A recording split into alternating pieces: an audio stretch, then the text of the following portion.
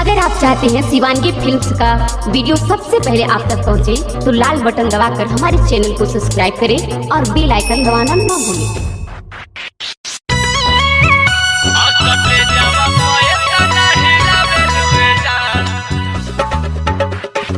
Music director बाबू सलहा Hajipur Vaishali. Shivangi recording studio Rajgir. रानी चढ़ल जुबन पे सोना के पानी, हमरा जैसा नाचला के याद अइतै नानी।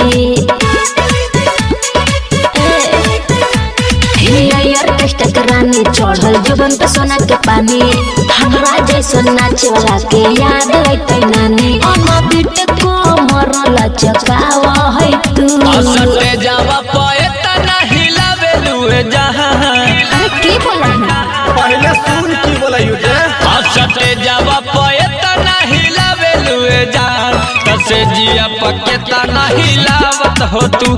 सटे जावा पाए तना हिलावे लुए जहां, तसे जिया पके तना हिलावत हो तू। हाँ से जिया पके तना हिलावत हो तू। Shivangi recording studio Rajgir. Music director बाबू सलहा हाजीपुर वैशाली। कोई नहीं करतो ऐसन डांसर रे, ऐसे बनो ही डांस गे। अच्छा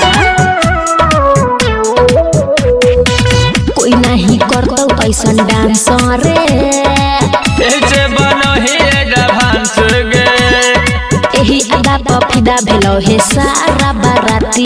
अब के रहिया छौड़ी सभे हकौ खुरा फाती। देरी देरी गाना एके गो बजावही तू।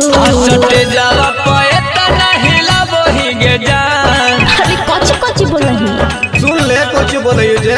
सटे जावा पाए तना हिलाबो ही गे जान, तसे जिया पके तना हिलावा होती।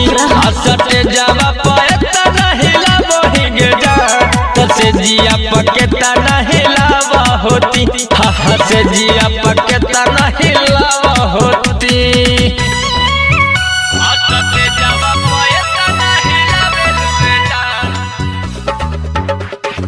म्यूजिक डायरेक्टर बाबू सलहा हाजीपुर वैशाली। सटे से पहले छावड़ा छूट दे रे, छुट दे के माजा भाईवा लुटले रे। कुछ बोलही आगे सही ना बात है। सटे से पहले छावड़ा छूट दे रे, छुट दे के माजा भाईवा लुटले रे। परदी परदेसी हमरा देखौ एके टके। कुंदन बिहारी एने ओने रोबब धके। राजू राजधानी काहे बोलाव तू। सटे जावा पाए तना हिलावे लुए जहां। अरे चुप रही। अरे काहे चुप रही, हम तो बोलबे करबो।